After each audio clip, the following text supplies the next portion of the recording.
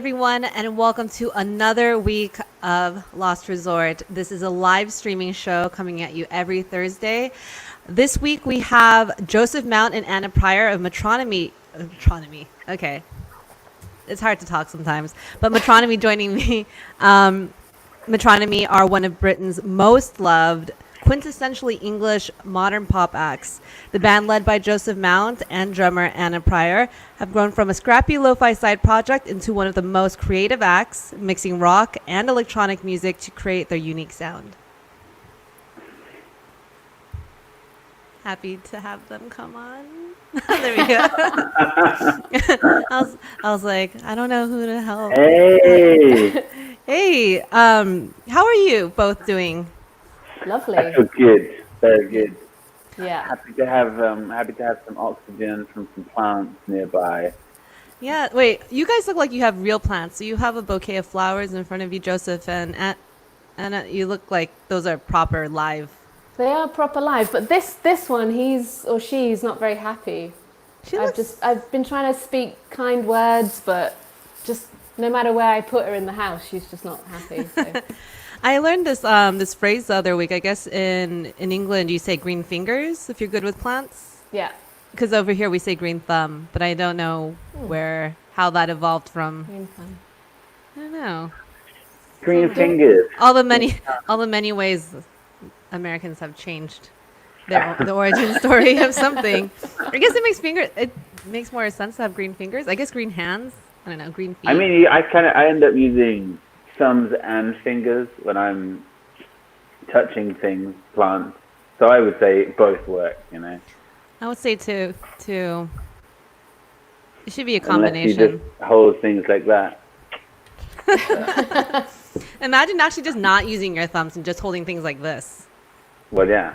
Yeah. You should talk to my son. He's been holding his every time we have dinner, we end up kind of having a massive kind of argument with him about how he holds his cutlery. But he holds things like he doesn't have a thumb. He's holding things like that.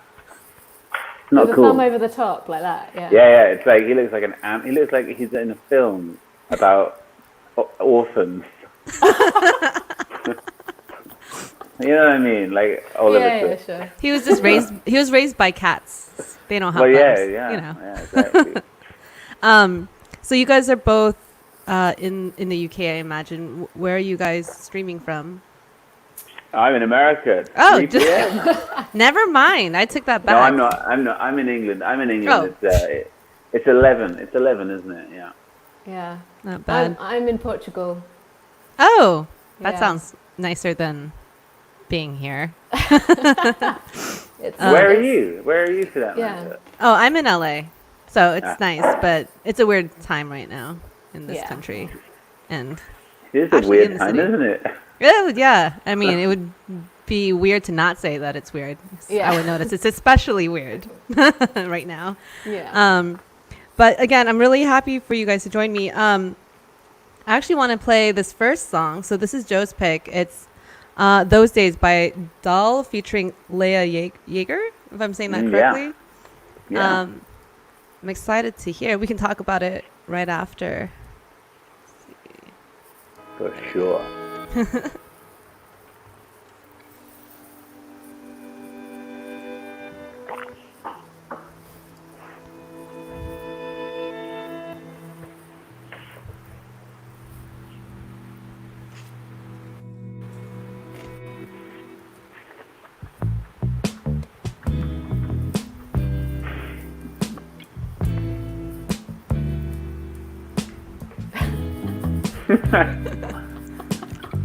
It's good, isn't it?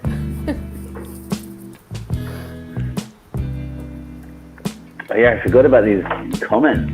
That feature, huh?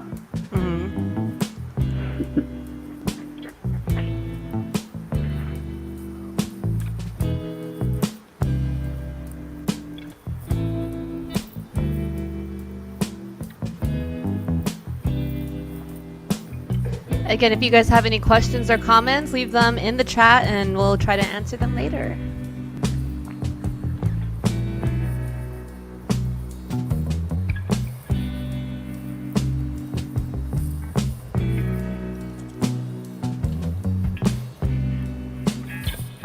is really nice. Let's see, when did... Oh, this came out. It just came out. It just came out fresh, hot off the press. But it's not very... They're like an unsigned group from my hometown. So yeah, it's still fresh. It's amazing. I mean, it's kind of like there's like a void of this kind of music. I mean, it's always been around, but I feel like, you know, maybe in the late 90s or early 2000s you would hear more the quote unquote trip hop era, which I know like any artist hated ever being called that, but I mean no one likes labels, but that one moment where music like this was a little more prevalent, which it's true. But you have to, there's a vocals about to come in after. Oh, yeah. It's weird.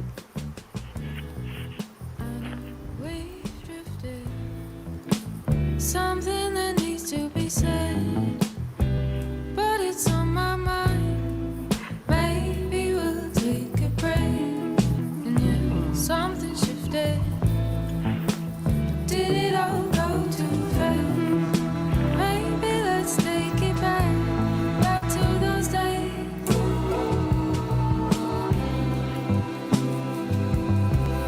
I imagine it sounds good in LA at 3 p.m. You know, this time of day.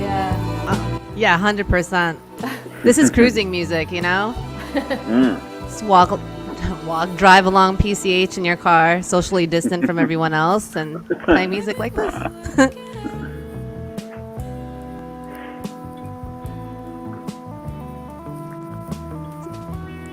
So, and Joe, you're from Devon, right? Yeah, I am, exactly. Yeah. The California of England. Ooh, sunshine. So, like, I guess I've never really known Devon to be kind of a hotspot for electronic music. But I do understand that Aphex Twin is also from the southwest of England. And I was wondering, is there a little scene there? Or are you guys just kind of these anomalies? Or, I mean, obviously, this band, or this, is Dahl an artist or a band? Or there's three, Dahl is like three guys, Aubrey, Cal, and Josh, who are from like the same town where I grew up, called Totnes. And I think that you get like, it's not so much that you get electronic artists from Devon. Like, it's not that there's a scene there. I think it's just that kind of music is often made by like people on their own in their rooms, and there's lots of people on their own in Devon, like without, because there's not like a massive city. There's not much happening. So I guess there's a lot of like bedroom producers and that kind of thing. But yeah, I don't know if it's like, I think Aphex Twin's maybe even in Cornwall, which is even more like even more remote in England. But yeah, I guess it's like rural England produces some good electronic music. I guess electronic music is kind of made all over England anyways. It's like a little country like this. I bet you like there's a good chunk of that country that's just making electronic music in their bedroom. Exactly. Per capita. Exactly. The most bedroom producers per capita is in England. Which actually brings me to this other part of our show. I wasn't sure. Did you guys order any food or snacks, drinks? Me? So like where I'm in a rural part of England. Oh yeah, what's that? Got some raspberries. Oh. Portuguese raspberries. Oh.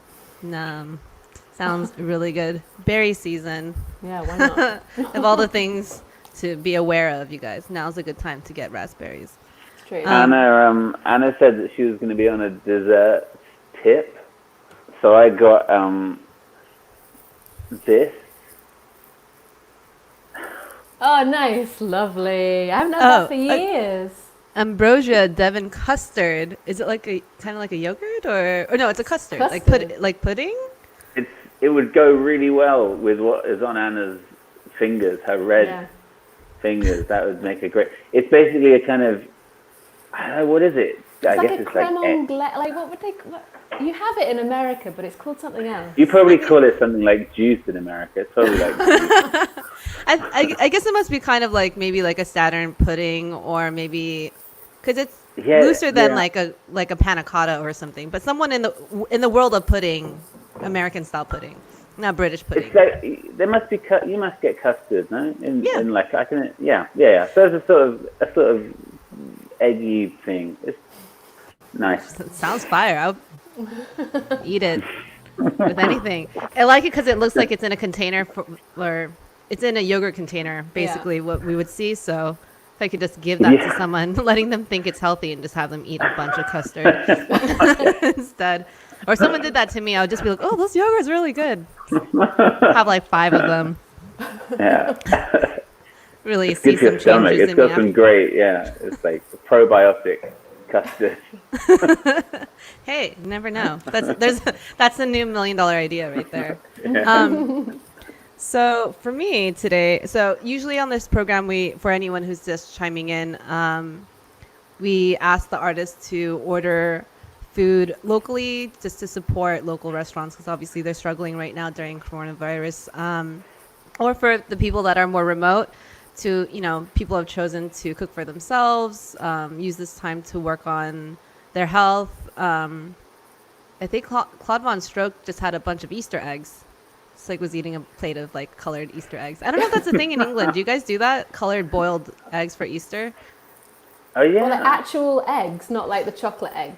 No, they're actual boiled savory eggs, and then you wow. dip them in food dye, and it's an activity that kids do, and basically, a bunch of kids will like run into a park or something like that to look for these eggs. Like parents will like pre-plant them in places. Yeah. Egg hunt. It's like egg hunt. Yeah, it's an egg hunt. Do you guys do that? Yeah, but I Okay. guess for chocolate eggs. No, that's what we do. Actually, I guess maybe it could be chocolate. Maybe they would melt. I'm not sure. But either way, blue eggs. Someone has brought that on the show. For me, I should point out I was gonna support my local restaurant today, but they're closed because there's a road being resurfaced next to them. So I couldn't help them. I had to have some custard instead. So. But you're helping the vineyard near you, I guess. Did you buy the Oh yeah, wine from there? I got some local wine. That's Local wine, yeah. Yeah, we had Unhealthy. I didn't realize. I mean, obviously, there's kind of this resurgence of like independently run wineries. The whole like the natural wine scene. I didn't realize that so much wine was made in England. I guess I didn't think England was a place that would have vineyards, apples maybe. I wasn't sure. Oh, I mean, it's something that I learned. I was like, you can grow wine in England. I was like very surprised. I was like, oh, cool. I think it's like for a long time people made like really horrible wine here. And now it's maybe a bit nicer than it was. England has really good cider, I would say. True. It's the best cider. True. Yeah. Now. So for me today, I ordered. Okay, I have a tendency to do this. I try not to eat too much before the show because I usually order a lot. I end up eating not most. I eat a section. I eat the food before I'm supposed to, and I do that all the time. So I did that today too. Sorry. I actually got poke. I love So that. this place called Sweetfin. The thing about poke, it just never usually looks very good. It kind of just looks like a bunch of stuff mashed Oh, together. but that sweet seaweed on the top is the Yes. best bit. So I got at Sweetfin, I think it has like maitake mushrooms, salmon. It looks like tuna, but I ordered yellowtail, avocados, chili marinated mandarins, and I think on the bottom it's like kelp noodles and cauliflower rice. I'm trying to be healthy. On previous programs, I've ordered like 5 plates of fried chicken, so I was trying to think. I did have some other. I brought some other stuff with me because I was on the pudding tip. It's not helping anyone local, but I thought Anna. I want to see it. Anna might. I got some UFOs. Oh, wow. Is Haven't this had like those for ages. like nostalgic English candies? I don't know. I've never seen them. Not before. nostalgic. Oh. They're still, they're still here. Yeah, and it's obviously I'm- still being I'm- eaten. The UFO, so it looks like like a flying saucer. That's so cool. Jiffy. And inside is hang on. Inside It's like sherbet. is Oh. cocaine. Hey! No, it's sherbet. We're gonna see where the show goes from now on. I mean, it's like in some ways, I think sugar and cocaine are not too different from each other. No, but I mean, do you know? I guess these are maybe you don't have them in America. No, I mean it's like a hard it kind of seems like a sweet tart. So it seems like a candy I'm familiar with. It just has the sugary inside. So it's like a rice paper thing. Yeah. Oh. Yeah. So it's actually quite like, and then it's got a very like it's sherbet, which is kind of like bicarbonate of soda, no, with sugar. Like it's like a bit fizzy. Yeah. Cool. Delicious. Kind of. Yeah. Do you guys have Pop Rocks? Oh, the I don't stuff know. that crackles on your tongue. Yeah, it's Yeah. really you kind of like have a stick and you dip it in there and you put it in your tongue and it crackles, or you can just, I mean, if you're crazy, you can put it straight into your mouth. Yeah. Or what was it? People have done some very destructive things with them, though. So imagine they're not that good for you to eat, but they're still delicious. But I want to actually play the next song. So this one's Anna's pick. So it's Octa Octa, who I love, and it's Loops Healing. This song was released last year, March of 2019, on Octa Octa's EP for Lovers. And yeah, she came out as transgender in 2016. So I like seeing how successful she's become, and I'm glad that artists like her exist. It's necessary. Who was it? I didn't actually hear the name. Octa Octa. Octa. Yeah. Yes. It's sick. We'll listen to it. It's a good time to also do some eating.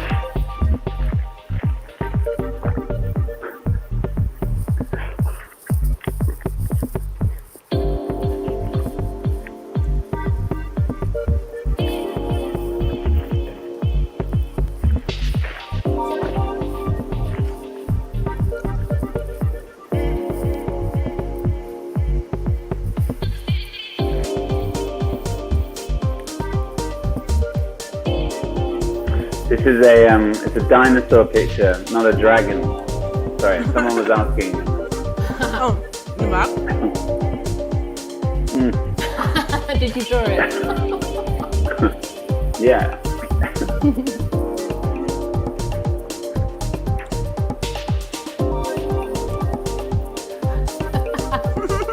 His arms. Lovely. I like how it's wanted. Are the police after it? Yeah. It was it's my son. My son, he wants it. There were a load of them around the house. He's like, Dad, please get me a dinosaur.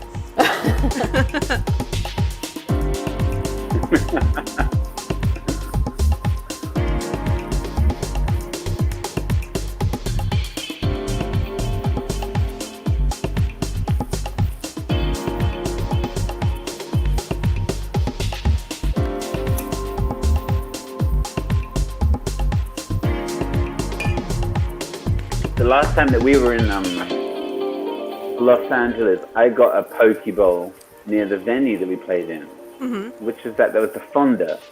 Yeah. I'm going to try and find out the name of it because it was really good. And it was a bit unassuming as well. It was in like a parking lot near a CVS. The venue? No, the poke place was opposite okay. a CVS.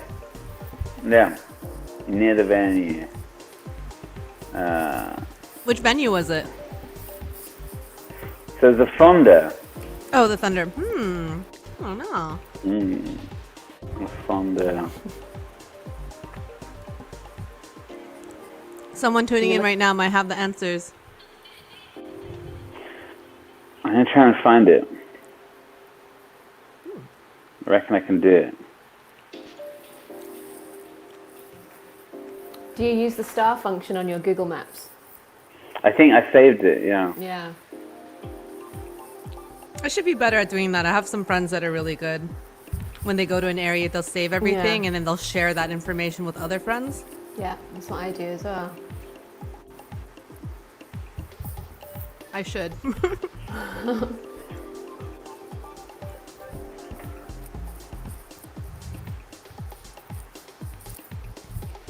It was,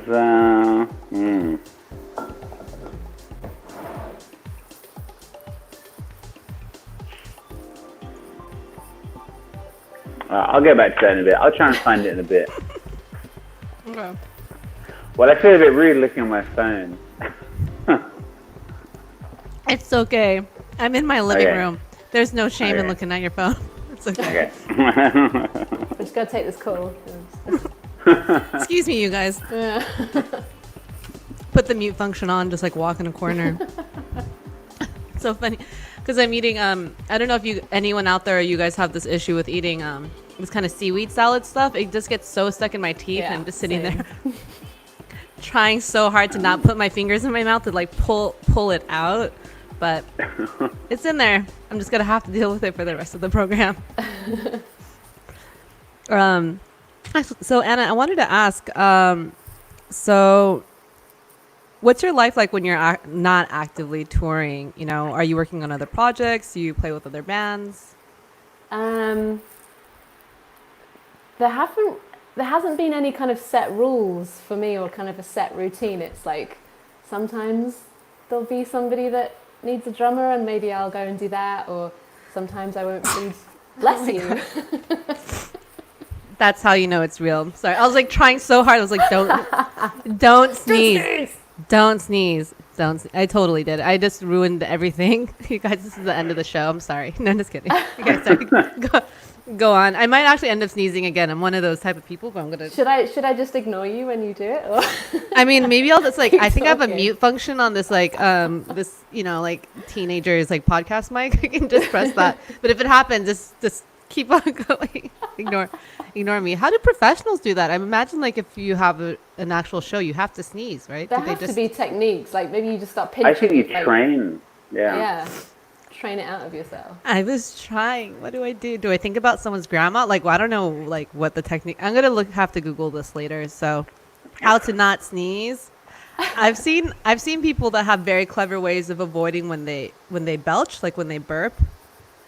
I remember when I was in uni, I was going to intern at this company, and the man was doing the interview with me, and he would burp, but he had this weird way of like inhaling instead of exhaling when he was trying to burp. It was really unusual, but I guess it was less offensive than actually belching. Anyways, that was completely unnecessary information, but in case you're wondering, there are ways to hide a good burp. But Well, that's like the thing when you're on stage. Like Joe, sometimes you drink beer on stage. Like, do you not feel like you want to burp into the mic? I kind of How do you swallow it? I stopped drinking beer on stage. Okay. I mean, like, but weirdly, you end up. I mean, like, there's a lot of moving around though, so you do end up kind of having a burp every now and then. yeah, I find when people also, Yeah. even through singing, like people have a tendency to burp a lot. It's true. That's what gives a lot of singers their characteristic sound. It's like it's styling out a burp. You just have to sing through it, I imagine. You have to sing through the burp, and maybe it'll turn into like a falsetto, like a nice one. Who knows? But sorry, I digress. So Anna, in terms of what you've been doing to stay busy while you're not touring, it just kind of depends, or. I mean, currently I've been doing like DJ sets. I've been live streaming my DJ sets basically, and I have a radio show as well on Soho Radio, which is based in London. So I'll do that once a month. Just kind of more radio, more kind of DJing, mixing, that kind of thing. You're probably much better at this than I am. Then I imagine if you're on radio. Well, I don't do much talking on the radio. I think it terrifies me quite a bit. So it's just kind of more of a continuous mix of vibey music, I guess. Yeah. More music, less of this. Less of the chit chat. This whole world is not something I ever expected myself in. If you told me when I was 14 I would be doing any form of public speaking, I would be like, you are a liar, sir. But yeah, I guess it's interesting. So do you live in Portugal, or are you just there right now? I do live here, yeah. What a nice place. It's, well, I was we got back off tour we were in America for a month in February, and then we got back in March. And everyone knows the whole world shut down, and I was just here. So I was normally I come back and forth. I'm between London and Portugal quite a lot. But then I've just been here solidly for about 5 months, and it's been nice. Yeah. I've been forced to stay here. That's interesting thing. I'm sure with Joe, if you would agree, this idea that when you're constantly touring, sometimes many artists don't give themselves a moment to be like, okay, I should just stop touring. You never know. It's a very unpredictable career. So when touring is happening, you're like, I'm going to go touring. You're not like, I'm going to not tour for the next 2 years. It's a really hard decision to make. But have you been enjoying it? Yeah. I mean, I think the dangerous thing is, it's been amazing. I mean, apart from, you have to obviously push, you have to kind of ignore the fact that it's been a kind of really devastating time for people's jobs and all that kind of stuff. Yeah. But I still we did a 5-week US tour just before the lockdown, and I was feeling personally, God, I really want to see my kids. I want to hang out with my family, and I really miss them.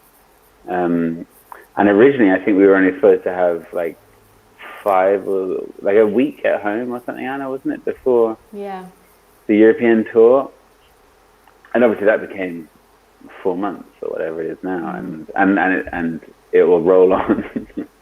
And I don't know, the fact that it's been forced makes it sort of more enjoyable in a way, I guess. I mean, so this is also just, I'm not in Lisbon like Anna is. I have got my family around me, so it's quite. I have no one here. Just my plants. So yeah, so I mean, I think if there's one positive thing that can come from the whole experience for mankind, it's maybe that you realize that you kind of, I don't know, appreciate spending some time in one place and realize that actually a weekend flight to a city isn't actually worth it. It's more of a pain than it is enjoyable. You know what I mean?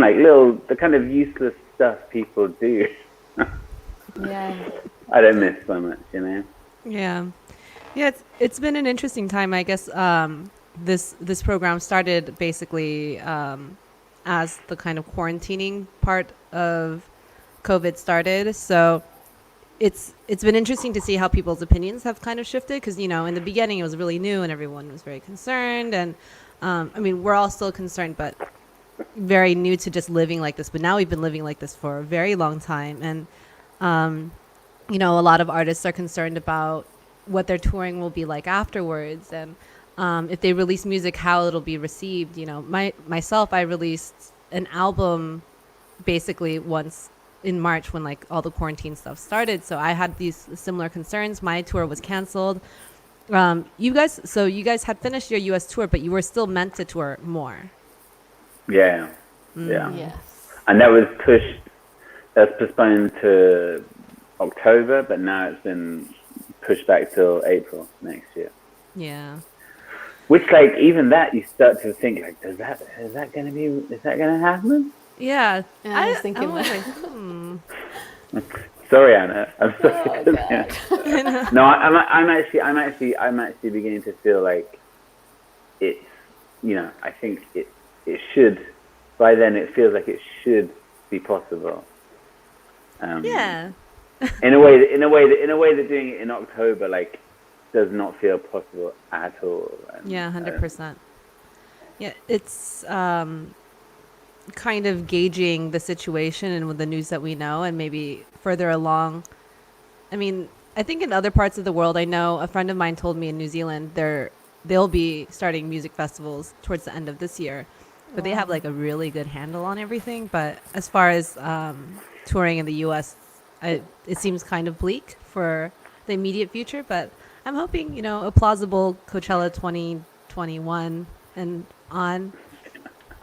We'll see. The one positive that will come from this is that Coachella will be finished.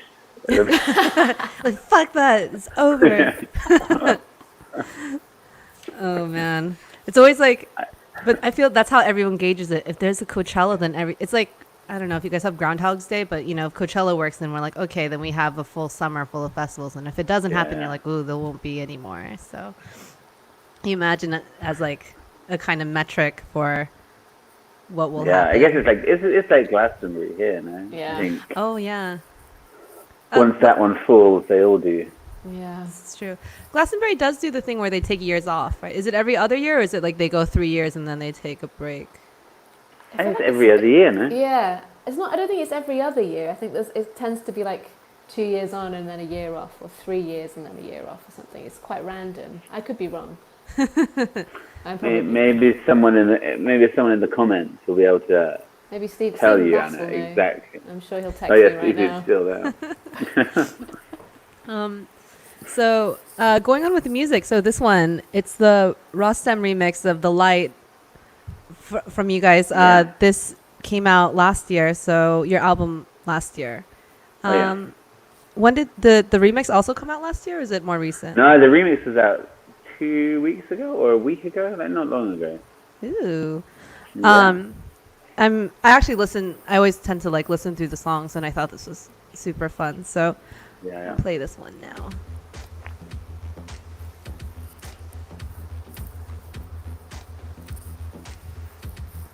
And for anyone, if you guys are curious what the songs are, they're always listed below. And if you guys have any more questions or comments, again, we'll get to those later on in the program.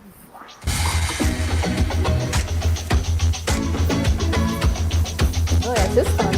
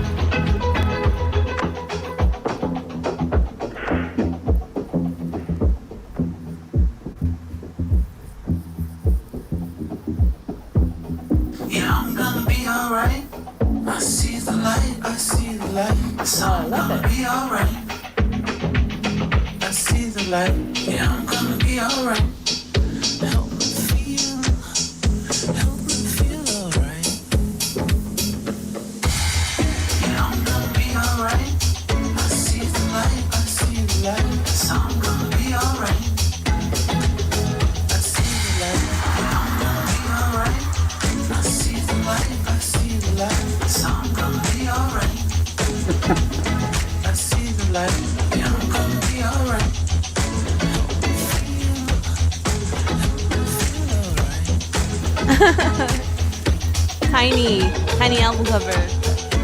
It's a suite. Oh, that was from Japan, wasn't it? It was. Yeah. Wait, what is that? It's a suite. It was made up by a fan in Japan. Cool. I've still got That's the amazing. biscuits as well with the kind of. Yeah, very good.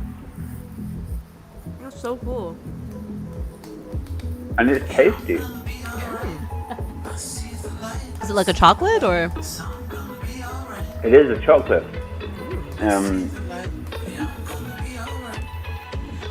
Maybe a bit hazelnutty or something. Praline, nice. More sherbet. Too late for sherbet. Sugar is just edible crack cocaine. Good. I DJ'd in Mexico, and on the dance floor there were loads of little packets on the floor at the end of the night. And I was like, what are they? It was just sugar. They were just eating sugar. Really? Yeah. That's so sweet. Or is it like really wing? cute. I mean, that's so sugar? like. Or like there's like maybe like a sugar kind of rehydration sachet type situation, but Interesting. at least they weren't getting high. I was like, is it Molly? illegal I'm like, stuff. what could it be? I mean, maybe it was. Maybe I was being naive. But it was likely. What's a Oh, pixie man. stick? Oh, so basically, I mean, from the way that it sounds, I don't think we use the term sherbet here. When I think of sherbet, it's usually referring to a type of ice cream. But Okay. from what you describe, it sounds like the inside of a pixie stick. So it's a stick like this. It's just made out of paper. You break it open, and there's just sugar, flavored sugar Yes, inside. that's exactly yes. it. Yeah. Yeah. Pretty. Well, I never knew that they had like, because I know exactly what you're talking about, but I don't think they ever had a name here. Oh yeah, no? pixie They were- sticks. Yeah, that's a great name. Yeah. It was It just is a like great a name. kind of a thing. It was just part of a pack of sweets, I guess. Yeah. Yeah. Interesting. Pixie Sticks is like a good cover name for like a Pixies cover band, maybe. Or a Dixie Chicks cover band. Oh, that's Yeah. actually Yeah, that's yeah, much better. Yeah. They also do Pixies covers. They do mashups of both of them. Yeah, exactly. There you go. The Dixie Oh my Pixies. Yeah. God. Like the Beatallica. Have you heard of Beatallica? What? No. It's like a covers band that do Beatles covers, but in the style of Metallica. You should Google Isn't them. that- They're quite fun. I'm gonna actually write that down. Did I get it? Did I get the name wrong? Is it? No, I was Beatallica? about to say that Oscar was telling us about his mum. His mum was going to go and watch. They've got a good name, but it's like it's a Nirvana tribute band, but fronted by Elvis. Like it's a. Did you remember I that? remember. What was it called? That's I amazing. can't remember what it's called. It's got like a stupid. Okay, I'm gonna have a quick look. You talk. You should. Okay. What are they called? Elvis fronted. I'm trying to think. What would be like a good pun on an Elvis Yeah, I'm Nirvana thinking of- cover band? Okay, well you try and guess, and I'll find the actual name. Okay. Well, actually, it's not very funny. Okay. Okay. It's just, you just squash the two names together. Oh, that's not. There could be a pun out of that. It's Elvana is their name. Oh, okay. Okay. There's a Ned Flanders cover band. I would watch that. Or no, was it a band? Smell this like Teen Smell Spirit. this. Yeah. I knew someone out there would have a good one. Yeah. Or pelvis like Teen Spirit, I guess was. Anyway. We're gonna work on this. Yeah. So Joe, I know you do a lot of work producing for other artists as well. So most recently you did Robin's Honey. Do you have any Yeah. stories? Anything? How was that working Story. with her? It was.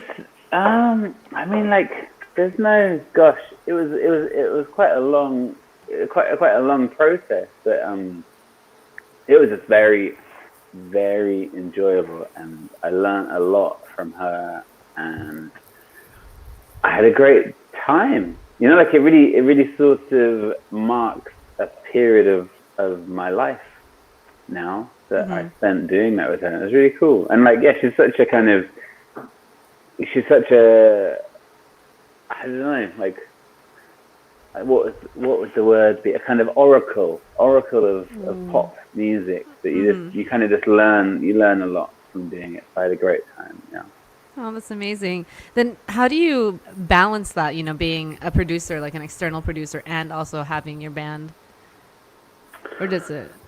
It's kind of, I mean, I think it's sort of one of these things, like I've never, like I think maybe there'll be one day when I will become like a producer or I'll, you know what I mean? Like one day in a number of years where I was like, oh, okay, like I can't tour, whatever. But as of now, I'm kind of so much more like every time we release a record and every time we go out touring, like the crowds get bigger and the people get more and more, I don't know, like just more and more attached, it seems, to us. That I end up, That's a good thing.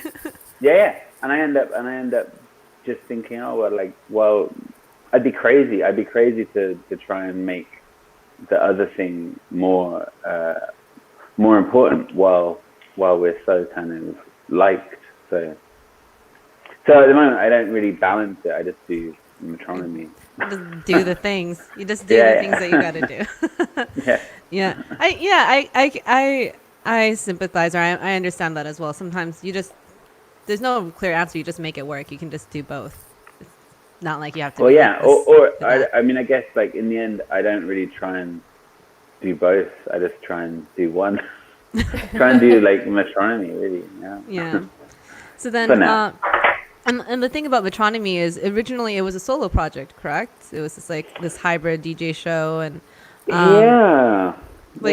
when did you decide to branch off into it becoming like a fully live band? Because that's a big move. I think it wasn't. The thing is, it was like I was so young. It wasn't really a like it wasn't really a thought out thing. Like it was just it just started, and when I started, I was doing it one way, and I was trying to do some shows, and I took like a tower, like my G3 Tower Mac, like a massive computer, to a gig, and then I was just like, this is rubbish. Like why? And I think also because I've always played in bands, like since I started learning to play music, I was in a band, and to me, like bands are what music is about, or at least like one or two people, but never this being on your own. I don't know. Yeah. It's a bit lonely, I think. Yeah, it's interesting. I feel like when you see a lot of artists, there's solo artists and there's the ones in the bands, and there's really functional people in bands, and there's also like really dysfunctional bands. And you always wonder, if you're going to end up like Oasis or something. Just like, I mean, that's different. I guess you're in a band with your brother and you hate each other, and sometimes you like each other. But I always wonder like what it's like to have so many personalities around you. Yeah, that's my one observation about the whole kind of people in lockdown, like bands or artists in lockdown having gigs and stuff. Like it's much easier if you're a solo artist. It's a great time to be a solo artist. It's true. Every band member now is like, this is my time to shine. Yeah, it's splitting up. So this next song is one of Anna's picks. It is Roy Davis Jr. featuring Pevin Everett, Gabriel, and this is a live garage remix. And I listened to this, and this was fire. So I'm excited to play this one as well.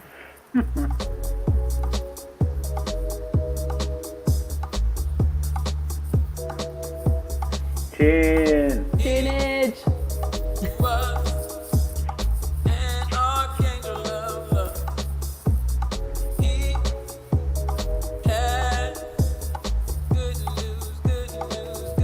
I feel like UK Garage is going to have a comeback at some point. I think so. It has to. I feel it's coming. Do you remember that, what was that really big one? I actually put it in a mix recently that It's Not Right, But It's Okay, that Whitney Houston song that had, there was like a garage mix of that one that got really big in particular. And that was, for garage in the US, because I think that one really charted well versus, I think otherwise you don't really see that too much over here. And there's this thing about garage, it's spelled garage, but when I reference it for music, I can't say it that way because it doesn't sound right. Like, I listen to garage music. Then you think of maybe metal bands. But I have to say garage for it to make sense in the context of these type of, like drum patterns and BPM. Yeah. If that makes sense. Garage is kind of a weird word, right? Garage. Sounds really Garage. Yeah. Because garage just sounds really French, but it just means like, your like garage where you keep your car inside. That's what it means here. True. So, garage sounds better. Garage. But it sounds like this song really reminds me of like being around people. That's quite weird. Yeah. Like It really Interesting. does. Yeah. It's like, yeah, it's quite a roof terraces song, huh? So this song originally came out in 1999 or 1996 on Large Records, and then it was re-released in 1997 by XL, and it reached number 5 on the UK dance singles charts, which is so cool because I mean this US like Billboard dance songs are never like this, Yeah. but the UK has always had like a very rich history with having various types of electronic music, dance music be a bit more mainstream. Yeah. Yeah. I remember there was a track for a long, like Kid Cudi, when Kid Cudi released Day and Night. Yeah. There's like a really good, exactly. The Crookers remix, yeah. Yeah, and I thought that Kid Cudi was English because that song was so good. I still think he's English. He's not English. He's not. Damn. He's not. No. Yeah. No, I mean, I'm damn like I thought he was English. Yeah. I mean, he's one of ours, but you Yeah. guys have everyone else. But that's like that's like a really good garage track. That remix of Day and Night is like. Yeah. I'm wondering, I feel like I do hear people using at least like garage style drum patterns. They're starting to pop up more. People are just getting bored of this form on the floor. Yeah. Also just using breaks, when like breaks were big as well. Yeah. That whole scene. The UK break scene was really specific too. I feel like maybe I was a little too young for that, but I only know like a handful of people in the US that were really, really into it. But I know it was a big genre at the time. Like Tasty Treats, stuff like that. Like like breakbeat stuff. Is that? I thought they were just called breaks. I don't know. I'm not that familiar with the genre myself, but I was like, I didn't even know this existed. Yeah, it's like this track, and like I think that that Dial track that I played earlier, it's like it reminds me of like the late 90s kind of, just like, I guess it was breaks. I suppose that's what it was. Just and like breaks was probably like a very broad term for all kinds of stuff, including like the trip hop stuff and exactly. Yeah, because I know that Brighton was a really big place for a lot of like trip hop stuff to come out of, and a lot of Brighton was that was the home of, that was where like Big Beat was from Brighton. Okay. Like Fatboy Slim, like that. Oh was from Totally. I was like, these like subgenres. I'm like, what is that? I guess I wouldn't really. What is Fatboy Slim? I guess that is Big Beat. Just a specific era, like kind of like post Portishead and Massive Attack, when you have, I really liked DJ Shadow, at least from this side, in that kind of era. That was a good time. I want more of that to come out. The doll song you played earlier is kind of reminiscent of that era. Yeah. And they're all super young. I mean, like, compared to me, they're super young. Maybe they're like early 20s, so they kind of weren't even really conscious when that was like when it felt like that was happening. So I don't know. It's nice. It's nice to have like a fresh pair of ears on that kind of thing. A new take on a classic. It's interesting, right? Like music tends to run in these cycles where I feel like I don't see, at least at this point, it seems like people are improving upon former ideas, but I haven't heard like just new styles of music, like a new genre that I haven't heard before. Like, what is the next drum and bass or something? I heard something terrible today. God. I love terrible news. Sarah, please tell me more. It was a new. Okay. Let me just first of all clarify. It was not really terrible. It was what it was, but it was terrible in terms of what's happening right now. It was a new version of Dancing in the Moonlight by Top Loader, which is like and it's a kind of EDM-ish, not EDM, but like a kind of modern dance version of Dancing in the Moonlight. That's. Do you know that track? Dancing in the. I do. In the moonlight. Wait, is it that way? Yeah. Yes. Yeah. Exactly. Okay. I was like, Yeah. ooh. Yeah. Okay. Yeah. Anyway, We're gonna have to was- Google it that was- one later. it was interesting. It was interesting to hear because it was as if nothing had happened for the past like 20 years or whatever it is. Anyway. No, nothing.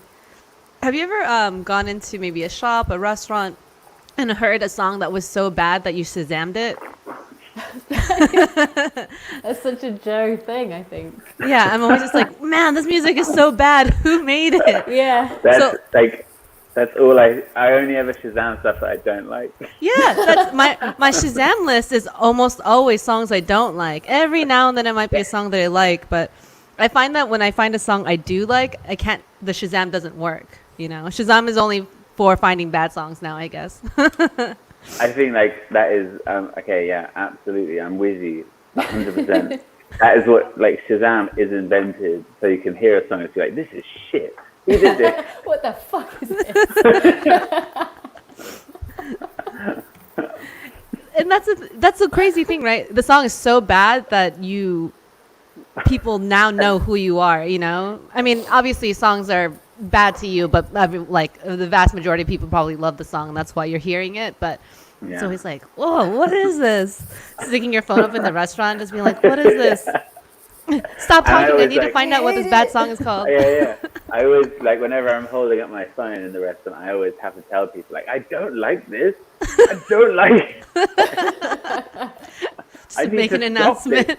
I need to stop this. That's such a thing. I was like, man, it can't be me. I'm not the only one that Shazam's music I don't like, right? Half the time me and my friends call, you know, when you're in an Uber, that's usually when I hear the most commercial music, you know, like top 40 billboards. So we call it like the Uber top 40, like just whatever you hear in like an Uber when you're in a car. I'll always be in the back silently Shazamming everything. I'm like, what is this weird song? Or like, I've heard this song in like 3 Ubers. What is this one called? You know, and just have no idea. It's like someone that's named like Chad, but like 3 times. I don't know. But Chad. that's a good name. Instead of Tony, it's just Chad. And imagine Chad. we're gonna think. I can only imagine the type of music a all Chad band would make. Maybe like a nightmare. This next song is actually one of my ultimate favorites that you guys picked. So Joe's pick is 93 Till Infinity, Souls of Mischief. And this is like a legendary song. And obviously it's a few of the guys from Hieroglyphics. So it's very like California. It's a song of pride and joy of the state. Yo, what's up? This is Tajay of the Mighty Souls. So good. I never not like hearing this song. I know. It's weird, isn't it? It's weird. Right now, you know, we're So just mashing good. in the studio.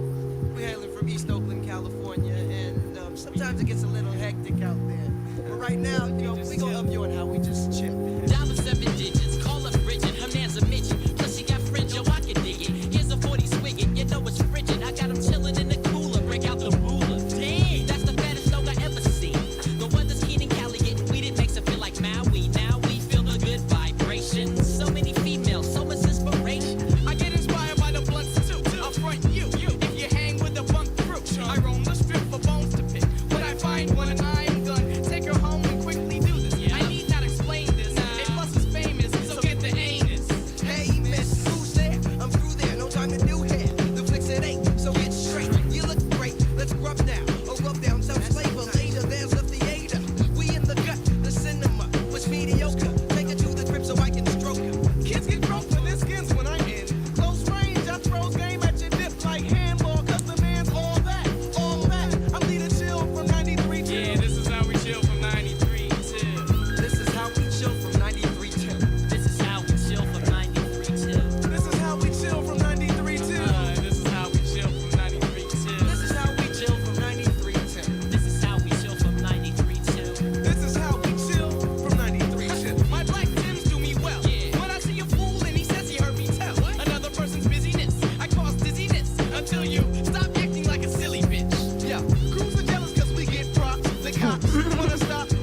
at the top is where we're dwelling, swelling fat, no sleep. I work fitting jerks get their hoes sweet under their noses. This bro's quick to hit blunts and flip once I'm chilling cause my crew's close, kid. I posted, most kids accept this at school. I exit, cause I'm an exception to the rule. I'm stepping to the cool spots where crews flock this narrative. Or see where the shit that's flambing. This has been my, it's been my sort of lockdown song. This has actually. It's like the right balance. I don't know, like, I think it's weird. I kind of heard it, like, I think, I can't remember at what point I heard it and was just like, oh, this reminds me of, like, when I was 18 and whatever. Mm-hmm. And I've just been, like, listening to it non-stop this kind of summer, I guess, if it's summer yet. And, yeah. It's kind of weird. It's like what basically it's like you're saying how you never don't like hearing it. You know what I mean? You're never just like, I don't want to listen to this. Like you're always just like, Yeah. This is one of those songs, especially of this era, and it's enduring over time. It's like respected by everyone, even in the rap scene. Young kids doing like trap and stuff. Everyone still likes the song, and there's like a few songs that are like that. There's this, and there's that song "Runnin'" by Farside. Those two, if I hear it, it's like you can play it in front of anyone, and they'll be like, yeah, this song bangs. And they're a very legendary group. Obviously, Hieroglyphics are very legendary from the Bay Area. You have Del the Funky Homo Sapien, who's like the main guy in here, and he's also been a really prolific artist, doing like a bunch of other projects. I mean, I'm at the heart of it, I'm like a backpacker, nerdy hip hop person. That's like my background.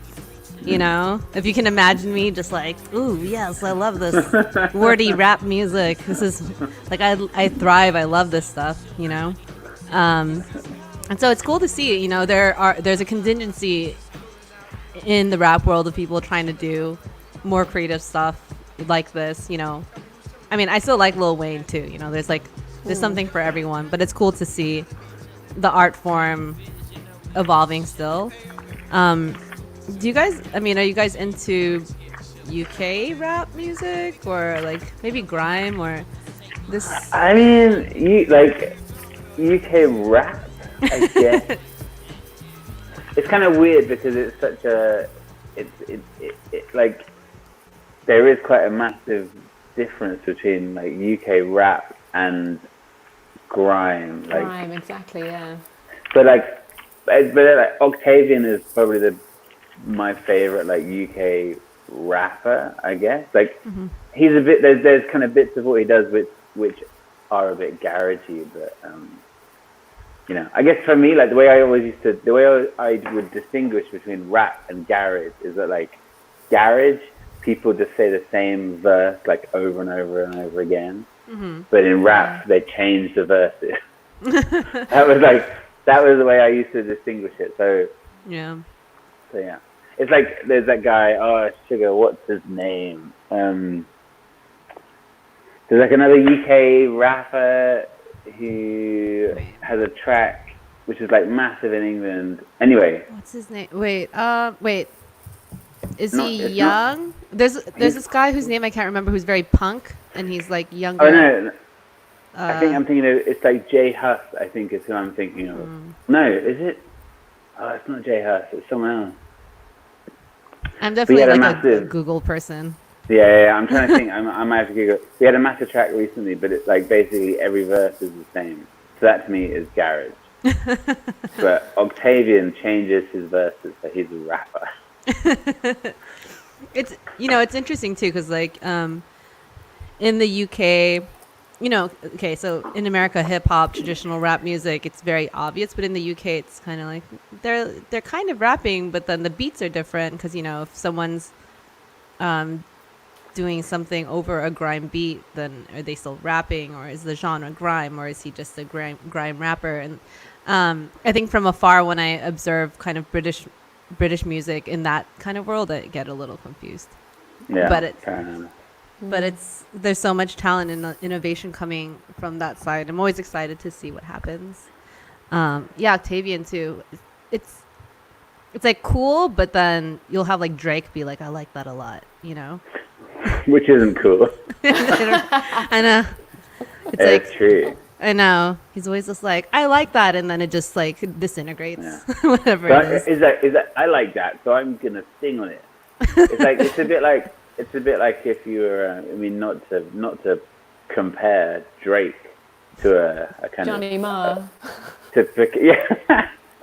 But I like the idea of going into an exhibition, that, for example, and seeing some beautiful paintings by Picasso, and thinking like, I really like this. I'm going to add to it. That just reminds me. This is brilliant. I want to be a part of this. Do you guys remember Beast Jesus? The Beast Jesus thing? I think that's what they were calling it online. It was that really old painting of Jesus that was in that Spanish church. Oh Yeah. god. And then this poor old lady was like, "Oh, it's just like so tattered. I need to go and fix it." And then she just made Jesus look like some like weird hairy. Yeah. So Yeah. sick. And then he was That's- labeled yeah. Beast Jesus by the internet. That's still one of my favorite things. I was showing my friend that recently. It's like, yeah, sometimes you just shouldn't touch stuff, you know. Yeah. just leave it. Yeah. It was doing okay. It's so bad, and I think such a sad story. The lady just had so many good intentions behind it, and I think she maybe overestimated how good her painting skills were. Actually, so I wanted to ask. And she is Drake. That's what you're saying. That lady is Drake. I did not explicitly say anything, but Busted. just saying. So actually, for the both of you, you know, this is kind of a food program as well. I'm wondering if you guys can kind of describe a Cornish pasty to our audience, because we don't know what it is.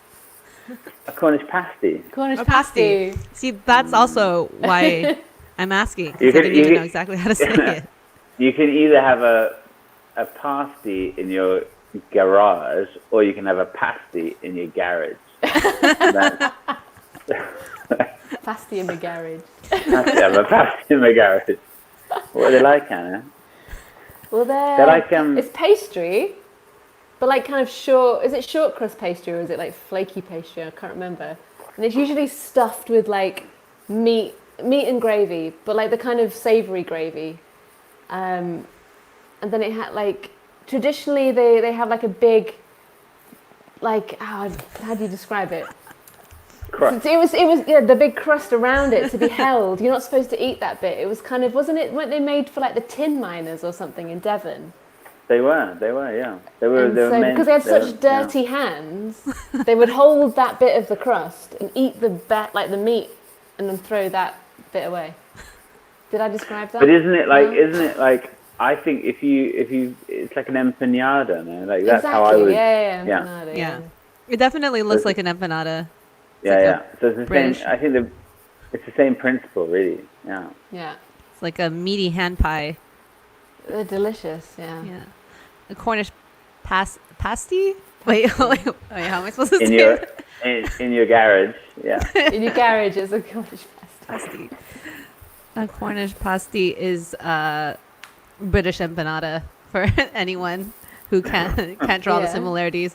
Or an empanada is a Venezuelan Cornish pasty. I think Exactly. I think that's where they're from. I always thought they were kind of well, yeah. Where are they from? I used to get them at like an Argentinian restaurant. I used to get them, but I don't know if that's where they're from. I think you're right. I think No. I will confer with my friend later, but I think there is different. They might have different empanadas in different places. It might not be Surely, just. yeah. This is stuff that will be Googled after the program. And actually, I had another question. So, you know, personally, Michel Gondry is one of my favorite directors. So I was wondering how you got him to shoot a music video for you. How do we get it? I don't know. Did you send him a text message? I don't know how. It's like, No, it was a really. I think it was a kind of combination of being very lucky because he was.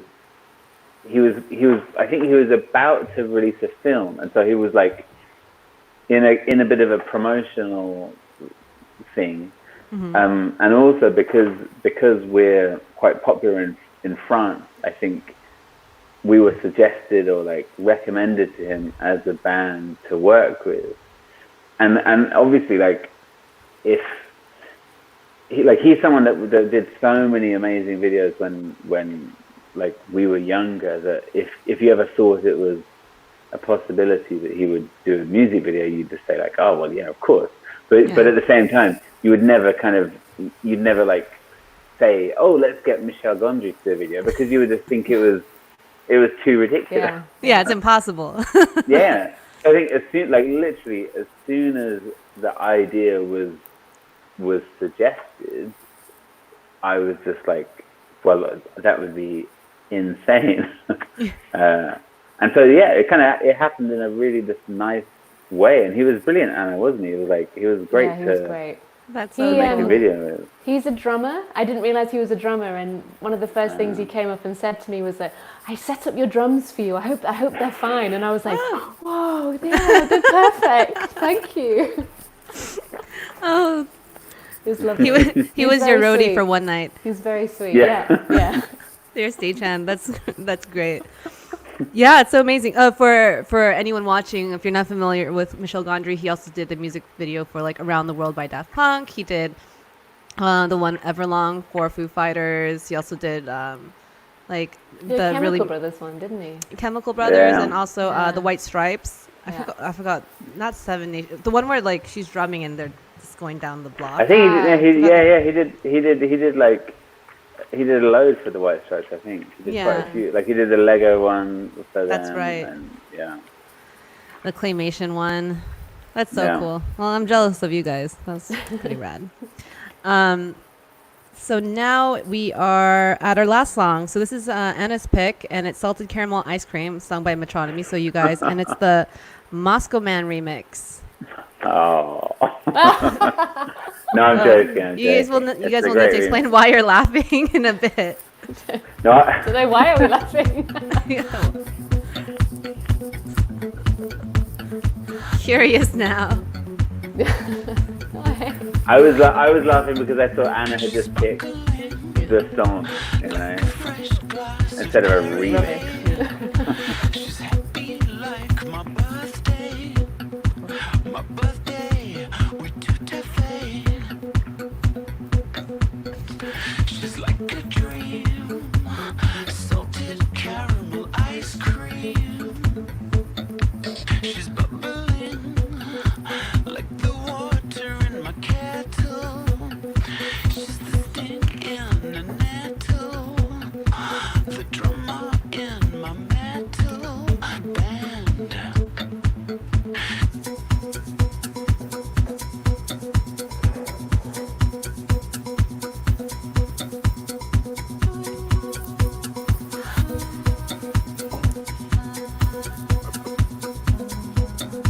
She's glistening like a fresh minted quarter.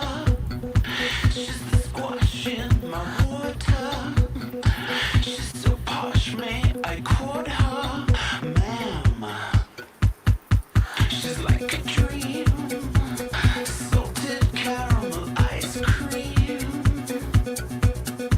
She's like a dream, salted caramel Ooh. ice cream. That's kind of a good question in general. Have you ever eaten salted caramel ice cream while listening to this song? I haven't. Have you, Joe? I'm going to be a little disappointed right now. I don't think so. No, I don't think so. Do you at Sorry. least like the ice cream? I love the first. Okay. It'd be weird to be like, I wrote a song about salted caramel ice cream, but I hate it and don't like it. Be like, whoa. No, I love it. I should. I'll eat some along to the song tomorrow.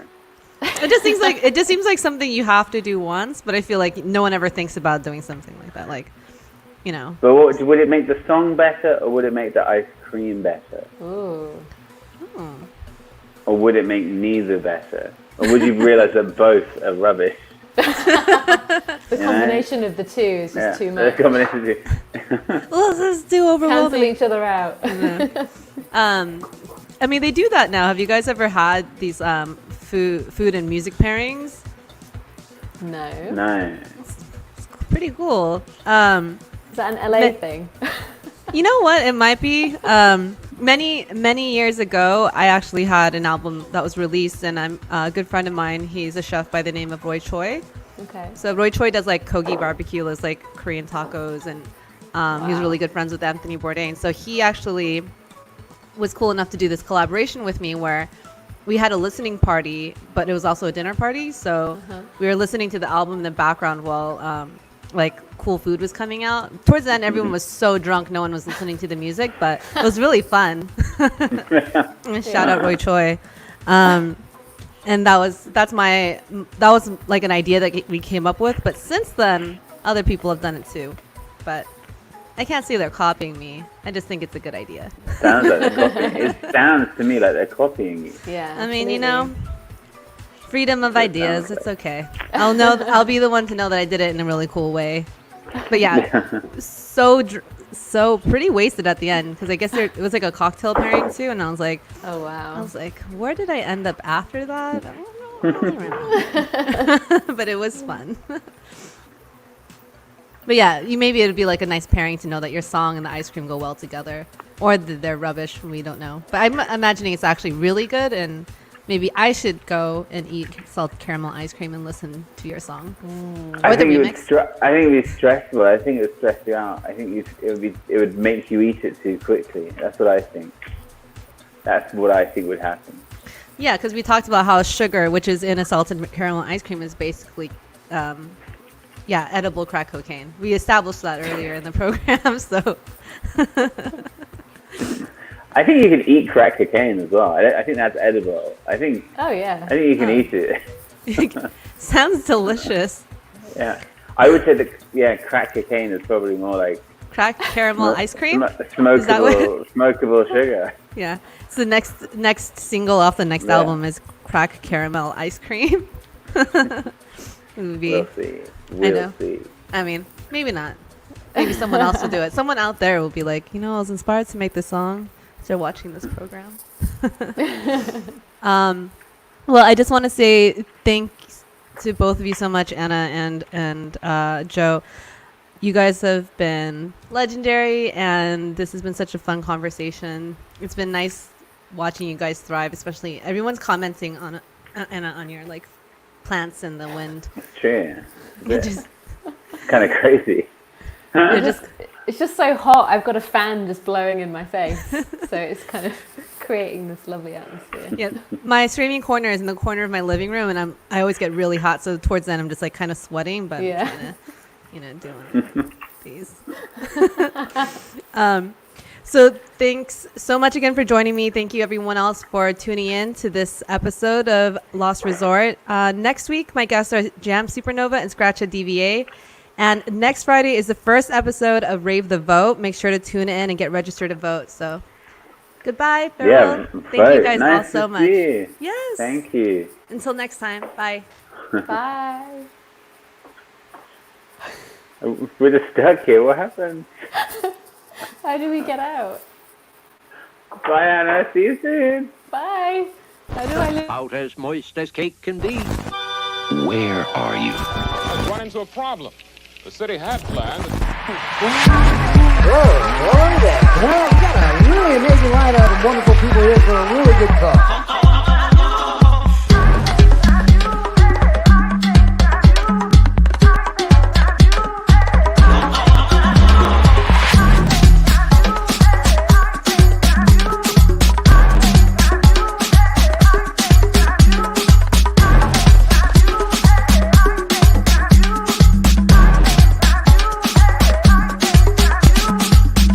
Right here, yeah. Raise the vote.